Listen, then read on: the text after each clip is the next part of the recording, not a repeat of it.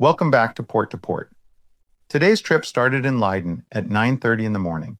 According to Watercarton, the trip to Rotterdam should only take about 4.5 hours. The reality was 7 hours. You make a plan, and then the canals have their own plan. Along the way, we passed under 26 bridges. Most of them needed to be lifted for us. Each one was completely different operators, different designs, different speeds.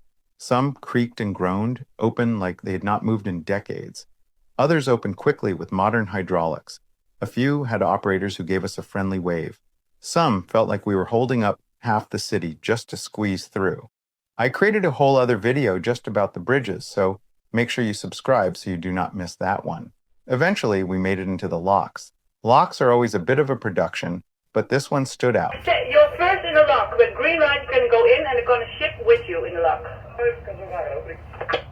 Copy that, and you would like us on a starboard side tie, is that correct? It's correct. Dankjewel. Zeader standing by. 2-2. Should be entertaining, so we're going to be the first to go in to the large locks, and that boat is going to join us.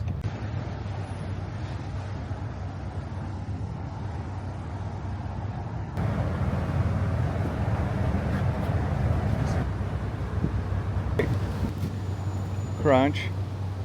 Well, it hasn't popped up yet, so I don't think it will. What do you think?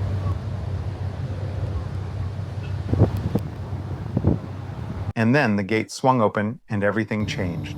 On one side was the quiet warmth of the Dutch canals. On the other side was the vast industrial power of Rotterdam Harbor. It was like stepping out of a cozy living room into Times Square. The contrast could not be bigger. You go from ducks and cyclists along the towpath to tugs, tankers, and some of the busiest shipping lanes in the world. I had no idea World Port Days was happening this weekend. It was total luck. I called the harbor office for a slip assignment, and the harbor master found us a spot in Veerhaven. That is prime real estate for this event. We ended up side tying next to a Grand Banks. The owner is a Dutch captain with an American boat. I'm an American captain with a Dutch boat. We had to laugh about it. He has sailed all over Europe, and I'm looking forward to picking his brain for local knowledge.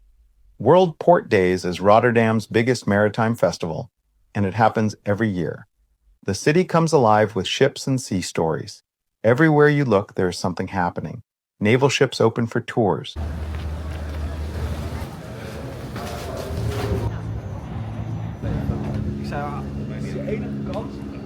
Harbor vessels doing demonstrations.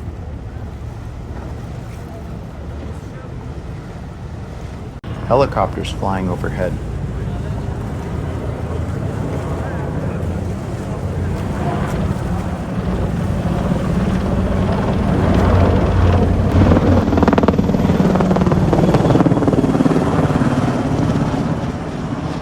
The variety is what makes it special. One moment, you're watching a modern patrol craft cut through the water. The next, you're looking at a historic sailing ship with rigging from another century. Add the music, the food stalls, and the crowds along the quays.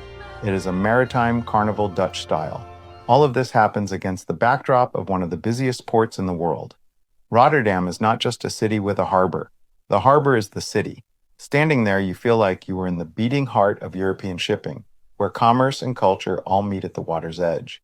What made it unforgettable for me was the mix. One moment, we are in the locks, feeling tiny next to a big commercial ship.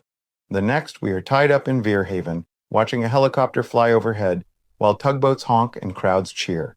Everyday boating mixed with a world-class event. If you're planning your cruising calendar for next year, circle early September.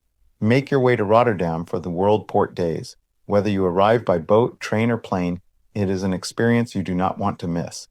This has been a special edition of Port to Port. Thanks for coming along for the ride from Leiden to Rotterdam. 7 hours, 26 bridges, and a whole lot of surprises. Do not forget to like, subscribe, and join me for the next episode as we keep exploring one port at a time.